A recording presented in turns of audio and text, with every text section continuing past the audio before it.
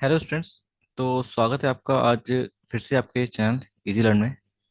Last class में हम लोगों ने चैप्टर 3 क्लास 10th मैथ्स का इंट्रोडक्शन स्टार्ट किया था और इंट्रोडक्शन में हमने बताया था कि आपकी जो linear equation in two variables हैं वो क्या होती हैं, उनको कितने मेथड से हम सॉल्व कर सकते हैं। तो आज उसी क्रम में आगे बढ़ते हुए हम लोग इसकी जो चैप्टर की फर्स्ट एक्सरसाइज है, एक्सरसाइज 3.1। एक्चुअली अगर पुरानी एनसीईआरटी की बात करें तो उसमें 3.1 अलग थी और 3.2 से स्टार्ट था ये वाला चैप्टर। बट यहाँ पे कुछ एक्सरसाइज कट चुकी हैं। ठीक है। तो अगर आप लोगों के पास पुरानी एनसीईआरटी है तो प्लीज़ ये 3.2 होगी, और अगर नई एनसीईआरटी है तो उसमें 3.1 होगी। तो प्लीज़ इस चीज़ को ध्यान रखें कि कुछ टॉपिक आपके कट गए हैं, मैंने आपको लास्ट क्लास में बताया था। ठीक है। और टॉपिक्स कटे हैं, बट ये ध्यान रखिएगा कि मैं अभी भी पुरानी वाली जो एनसीईआरटी है उसको बेस्ट मानता हूँ, बिकॉज उसमें से क्वेश्चन अभी भी एग्जाम में आते हैं। बिकॉज बेशक से टॉपिक काटे गए हैं आपके, बट टॉपिक का मतलब ये नहीं कि क्वेश्चंस काट दिए गए। सीबीएसई कहता है कि टॉपिक्स कटे हैं बट उनके बेस पे क्वेश्चन आ सकते हैं। ठीक है। तो फिलहाल हम अभी एनसीईआरटी के अकॉर्डिंग करेंगे, जो आपका नया सेशन है, जो नई बुक है उसके अकॉर्डिंग। तो देखिए, एक्सरसाइज 3.1 के अंदर क्वेश्चन नंबर फर्स्ट जो है उसमें कहा गया है, form the pair of linear equation in the following problems and find their solution graphically. First question है हमारा कि एक आपको इक्वेशन दी गई है, ठीक है, सॉरी कंडीशन दी गई है, और उस कंडीशन के अकॉर्डिंग आपको लीनियर इक्वेशन फॉर्म करनी है, एंड देन उसका ग्राफिकल मेथड से सॉल्यूशन भी निकालना है। तो देखिए, एक्चुअली मैंने वैसे हमेशा आपको मैं बोर्ड पर पढ़ाता हूँ, बट आज थोड़ा सा ग्राफ की प्रॉब्लम है, तो ग्राफ को बनाना इतना इजी नहीं होता, इसलिए मैंने ऑलरेडी आपके लिए एक पीडीएफ बना रखा है। ठीक है, उसी से हम लोग पढ़ाएंगे आज। तो देखिए, फर्स्ट पार्ट जो है इसका, इसमें कहा गया है कि 10 students of class 10th took part in a mathematics quiz. Mathematics quiz के अंदर 10 स्टूडेंट पार्ट लेते हैं if number of girls is 4 more then number of boys. अगर नंबर ऑफ गर्ल्स जो हैं वो 4 ज्यादा हैं नंबर ऑफ बॉयज से, तो find the number of boys and girls who took part in the quiz. तुमको number of boys and girls निकालने हैं। क्लियर? नाउ अब हम बात करते हैं यहाँ पर किस तरह से ये क्वेश्चन होगा। तो देखिए, हमने let the number of girls be x, हमने गर्ल्स जो है वो मान ली एक्स और बॉयज मान लिए हमने वाई। अब अकॉर्डिंग टू क्वेश्चन देखें तो हमें कहा गया है कि टोटल नंबर ऑफ स्टूडेंट्स जो हैं वो है 10, यानी कि गर्ल्स और बॉयज इनका सम मिलाकर कितना होगा? 10, यानी कि एक्स प्लस वाई कितना आ जाएगा? 10। एंड नेक्स्ट हमको कहा गया है कि if the number of girls is 4 more then the number of boys, girls जो हैं वो 4 ज्यादा हैं बॉयज से। ठीक है। तो इसके लिए अगर देखें हम तो गर्ल्स यानी कि x is 4 more than boys, तो वाई प्लस 4 हो जाएगा। यहाँ से अगर इक्वेशन सॉल्व करेंगे हम तो x minus y is equal to 4। तो ये हमारी दो इक्वेशंस बनेंगी। ठीक है। अब इन इक्वेशंस के लिए हमको ग्राफ बनाना है, और ग्राफ बनाने के लिए हमको पहले इनके सॉल्यूशंस फाइंड करने होंगे।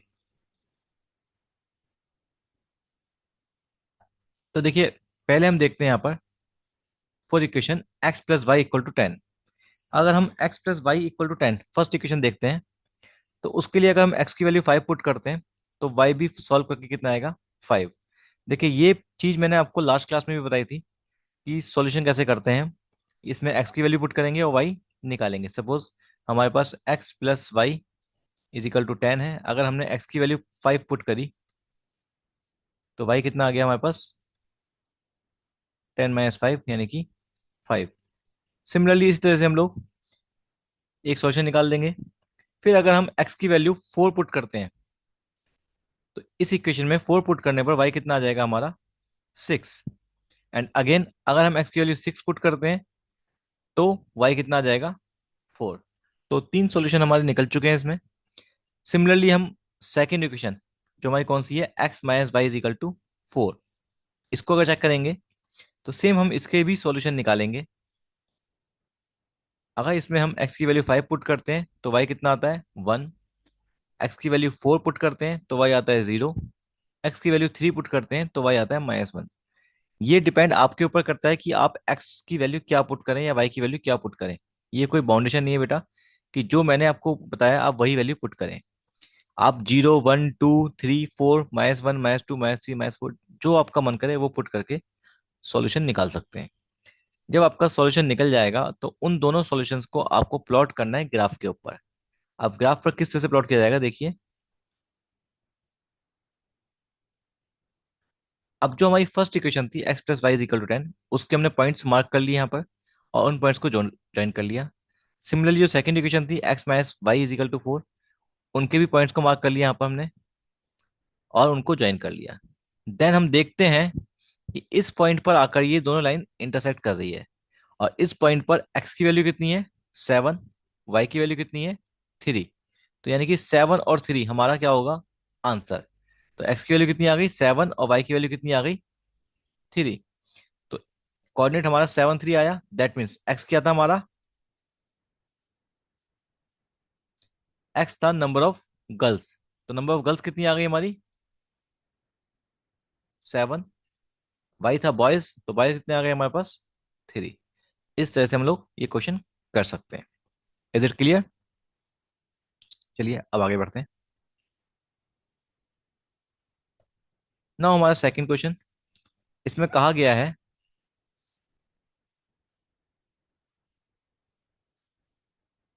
5 pencils and 7 pen together cost rupees 50, whereas 7 pencil and 5 pens together cost rupees 46। तो इसका मतलब है कि 5 पेंसिल और 7 पेन दोनों मिलाकर आते हैं 50 रुपए के, जबकि 7 पेंसिल और 5 पेन मिलाकर आते हैं 46 रुपीज के। तो find the cost of 1 pencil and that of 1 pen. हमें एक पेंसिल और एक पेन की कॉस्ट निकालनी है। ठीक है, तो हम कैसे निकालेंगे देखिए।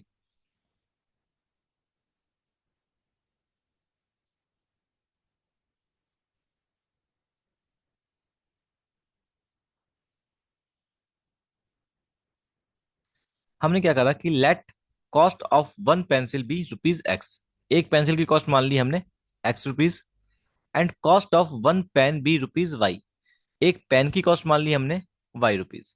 ठीक है, तो पेंसिल कितने की हो गई x रुपीज की, पेन हो गया y रुपीज का। अब हमें कहा गया है कि 5 पेंसिल और 7 पेन मिलाकर कितने के आते हैं 50 रुपए के। अब देखिए अगर एक पेंसिल x रुपए की है तो 5 पेंसिल कितने की हो जाएंगी 5x की। सिमिलरली अगर एक पेन y का है तो 7 पेन कितने हो जाएंगे 7y के। अब ये टोटल अमाउंट जो बना इसका वो कितना बना 50। तो ये हमारी फर्स्ट इक्वेशन आ गई। सिमिलरली सेकंड केस में कहा गया था हमको कि 7 पेंसिल और 5 पेन मिलाकर बनते हैं 46 के। 7 पेंसिल का मतलब 7x और 5 पेन का मतलब हो गया 5y। तब टोटल कॉस्ट कितनी आती है आपकी 46। अब यहाँ पर ये दो इक्वेशंस बन गई हैं। अगर हम इन इक्वेशन को सॉल्व करें तो अगर हम फर्स्ट इक्वेशन की बात करते हैं 4 5x + 7y = 50, तो हम यहाँ पर देखते हैं कि एक अगर सॉल्यूशन निकालेंगे इसका तो इसके सॉल्यूशन कितने निकल के आएंगे हमारे। अगर x की वैल्यू 3 है इसमें पुट करते हैं तो y 5 आता है। x की वैल्यू अगर 10 पुट करते हैं तो y 0 आता है। और x की वैल्यू -4 पर y 10 आता है। तो ये हमारे 3 सॉल्यूशन निकल गए इसके फर्स्ट इक्वेशन के। सिमिलरली हमारे अगर हम बात करते हैं सेकंड इक्वेशन की तो उसके भी हमारे हम सॉल्यूशन निकालेंगे।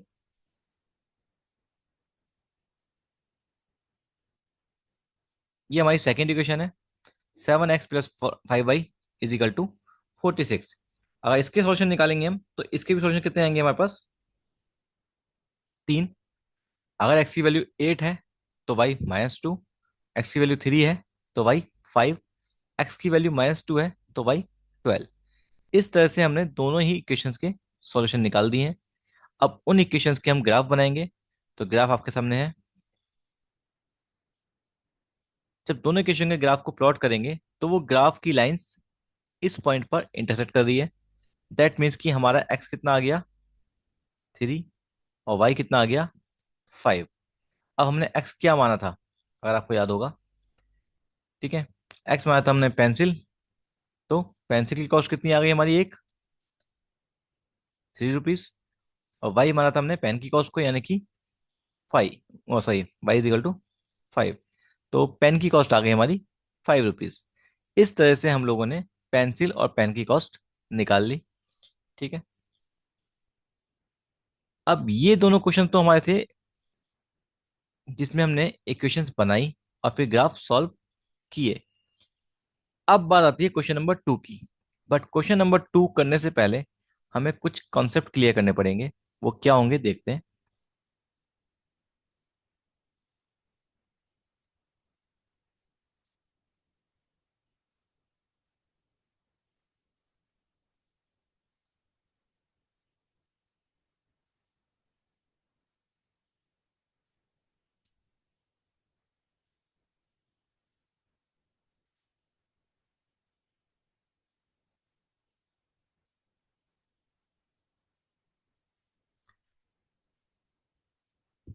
देखिए, क्वेश्चन नंबर 2 करने से पहले हम कुछ कंसेप्ट क्लियर करेंगे कि अगर कुछ कंडीशन बनती है हमारे पास, यदि दो लीनियर इक्वेशन है, सपोज एक को मानते हैं a1x plus b1y plus c1 = 0। ये फर्स्ट इक्वेशन है।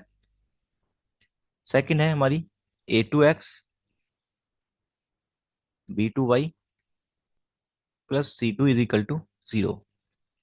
दैट मीन्स कि अगर दो इक्वेशंस हैं हमारे पास और उसमें x के कोफिशिएंट हमने माने a1 a2, y के कोफिशिएंट माने हमने b1 b2, and c1 c2 क्या है हमारे कांस्टेंट टर्म। तो इसमें कंडीशन क्या क्या आती है देखिए। फर्स्ट कंडीशन इसमें है कि if a1/a2 is not equal to b1/b2, then क्या होगा। तो हम कह सकते हैं कि अगर ऐसा कंडीशन कुछ आ गई तो हम कहेंगे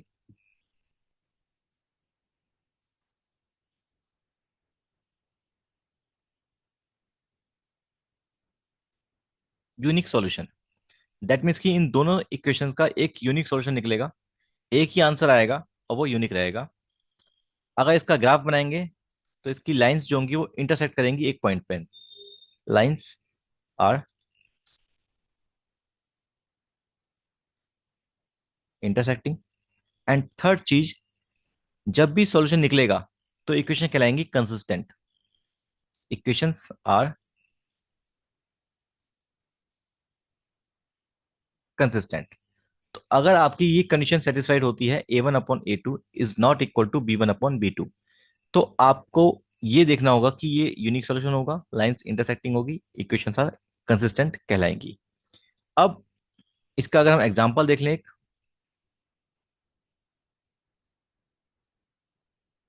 कैसे होगा।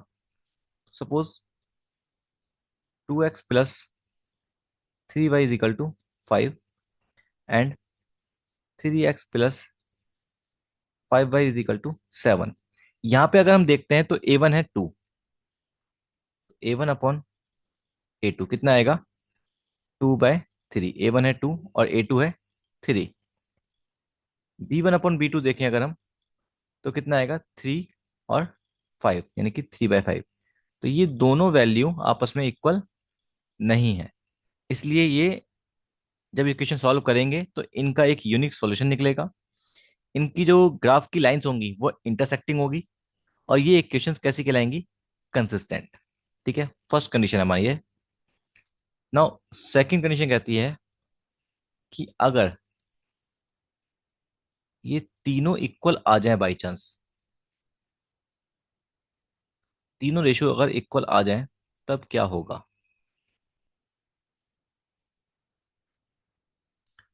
तो अगर ऐसा कुछ होता है तो इक्वेशन का सॉल्यूशन जो होगा वो होगा बहुत सारे, यानी कि इनफाइनाइट सॉल्यूशन।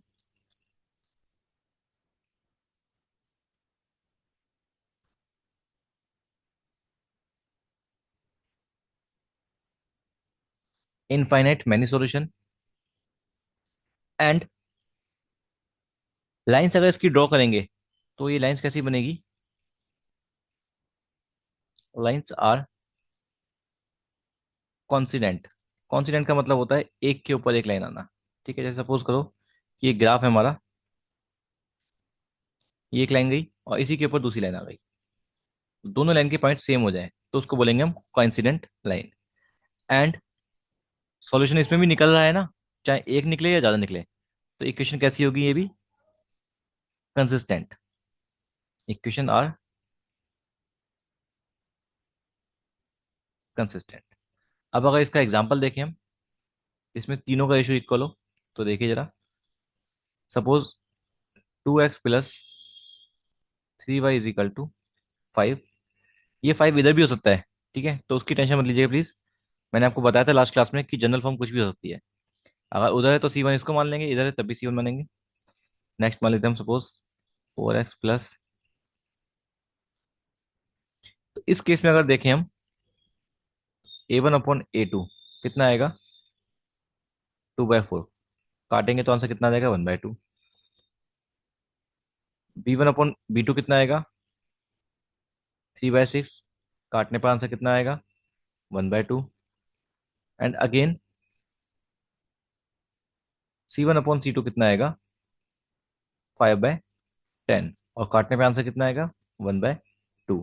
तो यहाँ पर ये 1/2 है, ये भी 1/2 है, और ये भी 1/2 है। तो तीनों ही हमारे क्या हो गए, आपस में इक्वल हो गए। तो ये सब इस कंडीशंस को सेटिस्फाइड कर रहे हैं।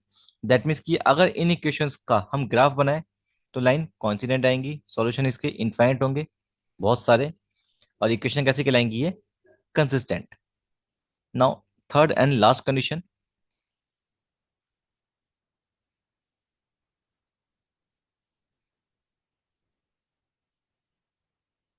If A1/A2 is equal to B1/B2 but not equal to C1/C2। आपके पहले दो रेशियो इक्वल आ गए बट तीसरा रेशियो इक्वल नहीं आ रहा, तब क्या होगा। तो देखिए ऐसे केस के अंदर जो सॉल्यूशन होगा वो हमारा नहीं निकलेगा। दैट मीन्स कि नो सॉल्यूशन, ये इक्वेशन सॉल्व नहीं हो सकती। ग्राफ अगर इसका बनाएंगे तो पैरेलल लाइंस आएंगी। जब पैरेलल लाइंस एक दूसरे को इंटरसेक्ट ही नहीं करेंगी तो उसका सॉल्यूशन होगा ही नहीं। और जब सॉल्यूशन नहीं होगा तो इक्वेशन कहलाएंगी इनकंसिस्टेंट। Equations are inconsistent. ठीक है। अब अगर इसका एग्जांपल देखें हम, तो देखिए 2x + 3y = 5, 4x + 6y = 7। Now A1/A2 अगर चेक करते हैं हम, कितना आएगा, 2/4 कट के 1/2। B1/B2 चेक करेंगे तो कितना आएगा, 3/6 कट कर 1/2। बट अगर C1/C2 देखें यहाँ पर तो कितना आएगा, 5/7। तो ये दो तो इक्वल आ गए बट ये इक्वल नहीं आया, C1/C2 इक्वल नहीं है। तो इसमें ये वाली कंडीशन हमारी सेटिस्फाइड होंगी। तो ये तीनों कंडीशन जो हैं इन्हीं के बिहाफ पर हमारे आगे के क्वेश्चन है एक्सरसाइज 3.1 के। ठीक है। तो हम फर्दर एक्सरसाइज पे आते हैं अपनी, और क्वेश्चन स्टार्ट करते हैं।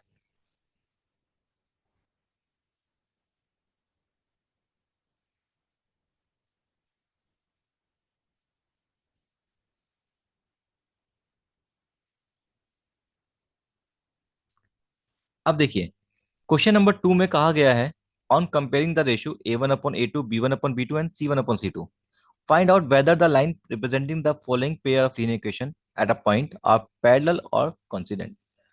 तो हमको इसमें A1/A2, B1/B2 और C1/C2 का रेशियो निकालना है, और चेक करना है कि लाइन इंटरसेक्ट करेगी एक पॉइंट पे, पैरेलल होंगी या कोइंसिडेंट होंगी। अब जैसे कि फर्स्ट पार्ट देखते हैं इसका हम। फर्स्ट पार्ट में हमको इक्वेशन दी गई है, 5x - 4y + 8 = 0, 7x + 6y - 9 = 0। अब यहाँ पर हमारे पास दो इक्वेशन है, A1 B1 C1, A2 B2 C2। अब अगर इससे हम निकालते हैं, A1 है हमारा 5, B1 है -4 और C1 है 8, A2 7, B2 6 एंड C2 -9।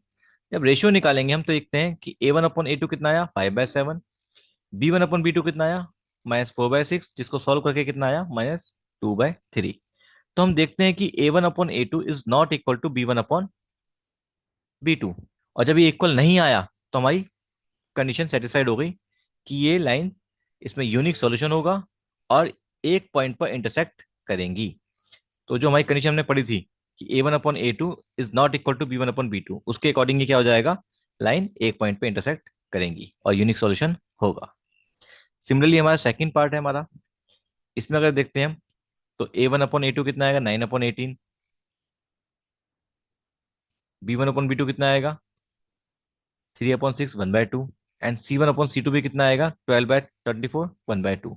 तो अगर देखें तो तीनों पार्ट हमारे इक्वल आ गए। जब तीनों पार्ट इक्वल आते हैं तो क्या हो जाता है, हमारा लाइन्स हो जाती हैं कॉन्सिडेंट, और ऐसे इक्वेशन के इनफाइनाइट सॉल्यूशन निकलते हैं। ठीक है, तो ये कंडीशन हमारी सेटिस्फाइड हो गई, तीनों इक्वल हैं, लाइन हो गई कॉन्सिडेंट, एंड सॉल्यूशन हो गए हमारे इनफाइनाइट। सिमिलरली थर्ड पार्ट के अंदर अगर हम देखते हैं, तो A1/A2 आता है हमारे पास 3/1। B1/B2 भी कितना आता है, 3/1।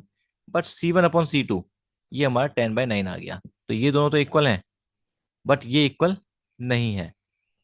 तो हम देखते हैं कि A1/A2 is equal to B1/B2 but not equal to C1/C2। तो इस कंडीशन के लिए क्या होगा, लाइन्स हो जाएंगी हमारी पैरेलल, और इक्वेशन का कोई भी solution, no possible solution for the given pair of equation. तो इसमें कोई सॉल्यूशन नहीं निकल पाएगा। ठीक है, तो ये बहुत सिंपल से क्वेश्चन है वैसे। A1/A2, B1/B2, C1/C2 यही निकालने हैं आपको, ज्यादा कुछ नहीं करना, बहुत ज्यादा मुश्किल क्वेश्चन नहीं है। सिमिलरली हमारा क्वेश्चन नंबर थर्ड है, इसमें भी आपको रेशो निकालना है और चेक करना है कि वो कंसिस्टेंट है या इनकंसिस्टेंट है।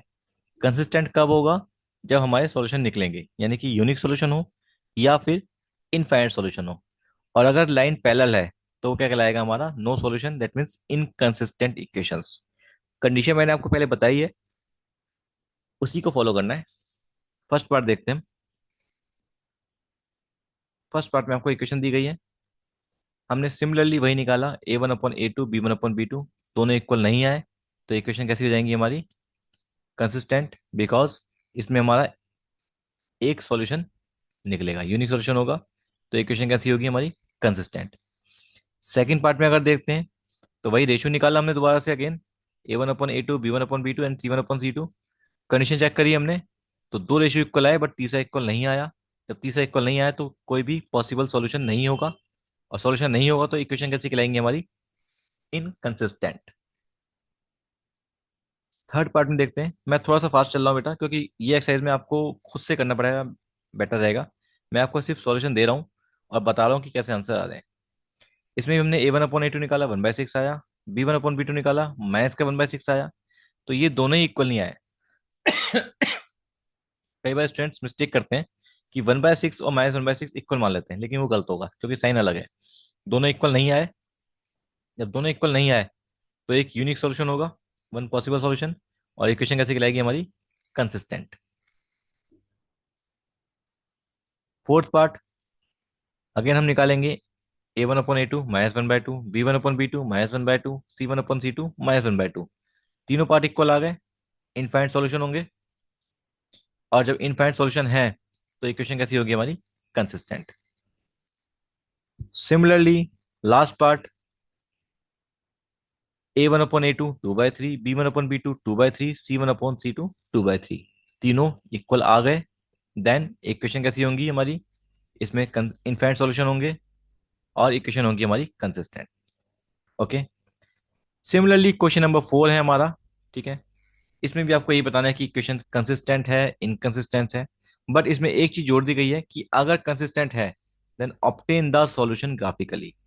कंसिस्टेंट आ रहा है तो सॉल्यूशन ग्राफ से निकालना है, अदरवाइज नहीं निकालना। चेक करते हैं one by one. First part हमारा, A1/A2 1/2, B1/B2 1/2, C1/C2 1/2। तीनों पार्ट इक्वल आ गए, दैट मीन्स इक्वेशन कंसिस्टेंट है। और कंसिस्टेंट है तो हम दोनों इक्वेशन के सॉल्यूशन निकालेंगे। पहला सॉल्यूशन निकाला हमने, x + y = 5 का। सेकंड का निकाला हमने, 2x + 2y = 10 का। चेक करेंगे कि सॉल्यूशन सारे मैच कर रहे हैं आपस में। जब मैच कर रहे हैं तो जब इसको प्लॉट करेंगे तो एक ही लाइन के ऊपर लाई करेंगे, यही इसका ग्राफ होगा। Okay, now second part, A1/A2 निकालते हैं। जब x लिखा है तो उसके साथ में कुछ नहीं है तो 1 मानेंगे, 1/3। B1/8 B2 -1 -3, 1/3 का आ गया ये भी। C1/8 C2 1/2। तो यहाँ पर हमारा दो इक्वेशन, सॉरी, दो रेशियो इक्वल है, तीसरा नहीं है। दैट मीन्स इक्वेशन इनकंसिस्टेंट हो गई, और इनकंसिस्टेंट है तो उसका ग्राफ नहीं बनाना हमें। थर्ड पार्ट में देखते हैं। A1/A2 1/2, B1/B2 माइनस का 1/2। तो यहाँ पर हमारा यूनिक सोल्यूशन आएगा, इक्वेशन कंसिस्टेंट है, ग्राफ बनेगा। ग्राफ बनाने के लिए हम फर्स्ट इक्वेशन लेते हैं, 2x + y - 6। एक्स की वैल्यू पुट करेंगे, वाई निकालेंगे, एक्स की वैल्यू पुट करेंगे, वाई निकालेंगे, एंड एक्स की वैल्यू पुट करेंगे, वाई निकालेंगे। इस तरह से हम इसके सॉल्यूशन बनाएंगे। और सॉल्यूशन बनाने के बाद सेकंड इक्वेशन देखेंगे हम, फिर उसके सॉल्यूशन निकालेंगे हम। दोनों सॉल्यूशन को हम ग्राफ के ऊपर पुट करेंगे, and then graph is ready. इस तरह से हम ग्राफ बनाएंगे उसका, जहां पर पॉइंट पे इंटरसेक्ट करेगा वही हमारा सॉल्यूशन है। तो 2 2, दैट मीन्स ये हमारा सॉल्यूशन आ गया। Next, A1/A2 1/2, B1/B2 1/2, C1/C2 2/5। No solution, क्योंकि दो रेशियो इक्वल है, तीसरा इक्वल नहीं है। इक्वेशन इनकंसिस्टेंट हो गई, ग्राफ नहीं बनेगा। नाउ नेक्स्ट क्वेश्चन पे आते हैं। क्वेश्चन नंबर 5 एक वर्ड प्रॉब्लम है, जिसमें कहा गया है half the perimeter of a rectangular garden whose length is 4 more than width. किसी रेक्टेंगुलर गार्डन में लेंथ जो है उसकी विड्थ से 4 मीटर ज्यादा है, और उसकी पेरीमीटर का हाफ इज 36। पेरीमीटर का हाफ कितना है? 36। तो हम यहीं पे देखते हैं पहले। तो लेट अगर हम मानते हैं सपोज कि हमने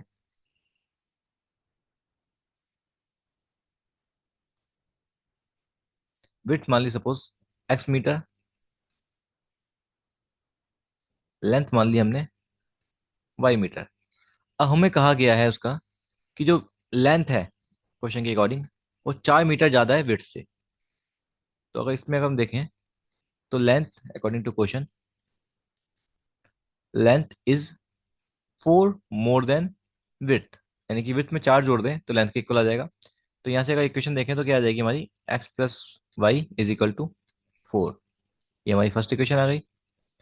सेकंड पार्ट में कहा गया है हाफ द पेरीमीटर इज 36। अब पेरीमीटर का फॉर्मूला क्या होता है? 2l + b। और पेरीमीटर का हाफ क्या हो जाएगा? हम दोनों को हाफ से डिवाइड कर दें। तो पेरीमीटर का हाफ कितना आ गया? l + b। l कितना है हमारा? y, और b कितना है? x। तो y + x कितना हो गया पेरीमीटर का हाफ? 36 दिया है, तो ये भी हम 36 ले लेंगे। ठीक है, इसको थोड़ा सा और मैं एक्सपेंड कर देता हूँ ताकि समझ में आ जाए। p/2 आपको पेरीमीटर का हाफ कितना दिया है? 36। एंड l की वैल्यू कितनी है? y + x। तो यहाँ से हमने इक्वेशन बनाई, इसको मैंने बस इंटरचेंज किया है, तो हमारे पास ये दो इक्वेशन आ गई। अब इन दोनों इक्वेशंस के हम सॉल्यूशन निकालेंगे, एंड देन उसका ग्राफ बनेगा। देखो लास्ट क्लास में मैंने आपको ऑलरेडी सॉल्यूशन निकालने बताए थे कि सॉल्यूशन कैसे निकालते हैं और किस तरह से ग्राफ बनते हैं। इसलिए मैंने कहा था कि ये वाली जो हमारी वीडियो है वो इंपॉर्टेंट है, बिकॉज हर वीडियो के अंदर बेटा मैं आपको सॉल्यूशन सॉल्व करके नहीं दिखा सकता कि सॉल्यूशन कैसे आते हैं, ग्राफ कैसे बनता है। तो इसलिए अब यहाँ पे देखते हैं। यहाँ पे हमने देखा कि फर्स्ट इक्वेशन के लिए अगर हम सॉल्यूशन निकालेंगे तो एक्स की 0 पे y 4, एक्स के 8 पर y 12, एंड एक्स के 12 पे y 16। ये वैल्यू आ गई हमारी फर्स्ट इक्वेशन के लिए। सेकंड इक्वेशन के लिए अगर बात करें हम, तो y + x 36 है। तो अगर x 0 है तो y 36, y के 0 पे x 36, एंड अगर x 16 तो y 20। दैट मीन्स दोनों के हमारे सॉल्यूशन आ गए। अब इसका ग्राफ बनाएंगे हम, तो ग्राफ हमारा कुछ इस टाइप का आएगा, जो इंटरसेक्ट करेगा हमारा 16 एंड 20 पर। 16 एंड 20 का मतलब हो गया कि x की वैल्यू कितनी आ गई आपकी? 16। y की वैल्यू आ गई 20। x क्या माना था हमारे, हमने विड्थ, तो विड्थ आ गई हमारी 16 मीटर। y मानी थी हमारी लेंथ, तो लेंथ आ जाएगी हमारी 20 मीटर। इस तरह से हमने इसकी लेंथ एंड विड्थ निकाल दी। तो फाइनली आप लिख सकते हैं कि therefore length and width of the given garden is 20 metre and 60 metre respectively। Okay, now question number 6। आज हम एक्सरसाइज कंप्लीट ही करेंगे पूरी अपनी। 6 में कहा गया है कि अगर आपको एक इक्वेशन दी गई है और आपको उसके बाद दूसरी इक्वेशन लिखनी है, जिसके साथ ऐसा कॉम्बिनेशन बने कि जो दूसरी इक्वेशन हो वो इसके साथ इंटरसेक्टिंग लाइन बनाए, सेकंड पार्ट में पैरेलल लाइंस बनाए, और थर्ड पार्ट में कॉन्सिडेंट लाइन बनाए। तो देखिए बेटा, यहाँ पे जो सॉल्यूशन आपको दिया गया जरूरी नहीं कि वही रखें आप। मैं आपको तरीका बताऊँ सिंपल सा। फर्स्ट पार्ट, आपको कहा गया इंटरसेक्टिंग लाइन। देखो इंटरसेक्टिंग लाइन के अंदर हमने रेशियो पढ़ा था कि A1/A2 is not equal to B1/B2। इसके लिए हम क्या करेंगे कि हम ऐसा करेंगे कि जो A1 है हमारा, उसका डबल कर देंगे सपोज, और बाकी क्वेश्चन को ऐसे लिख दो। सपोज हमने लिख दिया इसका double 4x plus 3y - 8 is equal to 0। मैंने डबल किया है, आप ट्रिपल कर सकते हैं, 4 टाइम कर सकते हैं, हाफ कर सकते हैं, वो मर्जी आपकी है। तो ऐसे इक्वेशन बहुत सारी बन सकती है। ठीक है। तो यहाँ पर हमारा इसका फर्स्ट का रेशियो सेम आ जाएगा 1/2, सेकंड का रेशियो आएगा हमारा 1। तो हमारी इक्वेशन कैसे हो जाएंगी, वो इंटरसेक्टिंग। ठीक है। सेकंड पार्ट अगर देखें हम, पैरेलल लाइंस। पैरेलल लाइन की कंडीशन क्या होती है, A1/A2 is equal to B1/B2 but not equal to C1/C2। तो हम क्या करेंगे, दो चीजें इक्वल है ना, तो दो को डबल कर देंगे। A1 को डबल कर दो यानी कि 4x, B1 को डबल कर दो यानी कि 6y, बट C1 को ऐसे छोड़ दो। तो सेकंड इक्वेशन का इसके साथ अगर कॉम्बिनेशन देखें तो A1/A2 कितना आएगा, 1/2। B1/B2 कितना आएगा, 1/2, बट C1/C2 इक्वल नहीं आएगा। तो ये इन दोनों की इक्वेशन क्या क्या बनेगा, पैरेलल लाइंस। इसी तरह से थर्ड पार्ट अगर हम देखें, हम कॉन्सिडेंट लाइन के साथ बनाना है हमको। कॉन्सिडेंट लाइन में क्या होता है, तीनों condition equal, A1/A2 is equal to B1/B2 is equal to C1/C2। तो यहाँ पर हम क्या करेंगे, तीनों का ही रेशियो डबल कर देंगे। अब डबल करो ट्रिपल करो वो आपकी मर्जी है, कोई दिक्कत नहीं उससे। 2 का डबल 4x, 3 का डबल 6y एंड 88 का डबल 16। अगर इस इक्वेशन में देखें हम, तो 1/2 है A1/B2, B1/B2 भी 1/2, C1/C2 भी 1/2। इस तरह से हम इक्वेशन फॉर्म कर सकते हैं। ठीक है। तो बहुत ज़्यादा मुश्किल क्वेश्चन नहीं है। जो सॉल्यूशन मैंने दिखाया आपको वो भी कर सकते हो। बाकी मैंने ये जो बताया आपको, ये तरीका बेस्ट है कि आप जो भी आपको रेशियो इक्वल दे रखा है, बस आप उस रेशियो को हम डबल ट्रिपल कुछ भी कर सकते हैं। कोई डाउट हो तो प्लीज कमेंट में पूछ सकते हैं आप मुझसे। एंड नेक्स्ट क्वेश्चन, इसमें कहा गया है कि आपको इस इक्वेशन का ग्राफ बनाना है। ग्राफ बनाने के बाद आपको उस ट्रायंगल के कोऑर्डिनेट निकालने हैं जो एक्स एक्सिस, ठीक है, और इन दो लाइन के साथ मिलके बनेगा। तो फर्स्ट ऑफ ऑल हमारा क्या स्टेप रहेगा, पहले हमने एक इक्वेशन ली, उसका ग्राफ बना, सॉल्यूशन निकाल दिए। ये सॉल्यूशन है हमारे। सिमिलरली हम सेकंड इक्वेशन लेंगे, उसके सॉल्यूशन निकालेंगे। जब इसके भी सॉल्यूशन निकल जाएंगे तो हम ग्राफ पर प्लॉट करेंगे एंड देन हम ग्राफ बनाएंगे। ग्राफ बनाने के बाद एक लाइन ये है हमारी और एक लाइन ये है, और उसने कहा है कि उन दो लाइन के साथ एक्स एक्सिस को कंबाइन कर दें। एक्स एक्सिस हमारी ये वाली है, और ये दो लाइन के साथ हमारा ये जो ट्रायंगल बन रहा है वो ट्रायंगल ये वाला बन रहा है। तो इस ट्रायंगल के हमको कोऑर्डिनेट निकालने हैं। तो कोऑर्डिनेट कौन कौन से आ गए हमारे, 2/2 और 3। ठीक है।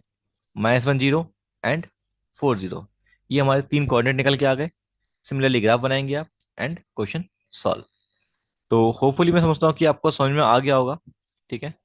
तो ये थी हमारी 3.1। नाउ नेक्स्ट वीडियो में हम लोग अगली एक्सरसाइज करेंगे इसकी 3.2। ठीक है। उसमें ग्राफ्स नहीं है, तो थोड़ा सा इजी रहेगा, बिकॉज ग्राफ को इस तरह से समझाना मुश्किल होता है थोड़ा सा।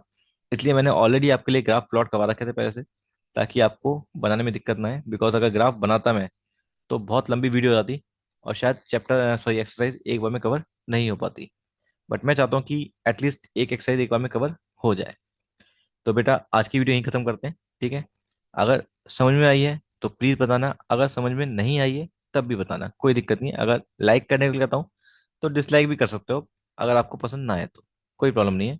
बट फिर भी अगर आपको प्रॉब्लम है, कुछ समझ में नहीं आया, तो आप कमेंट करके बताएं, उसका सॉल्यूशन हम करेंगे। ठीक है। तब तक के लिए हम रखते हैं, अगली क्लास में मिलेंगे। Bye all of you. Thanks.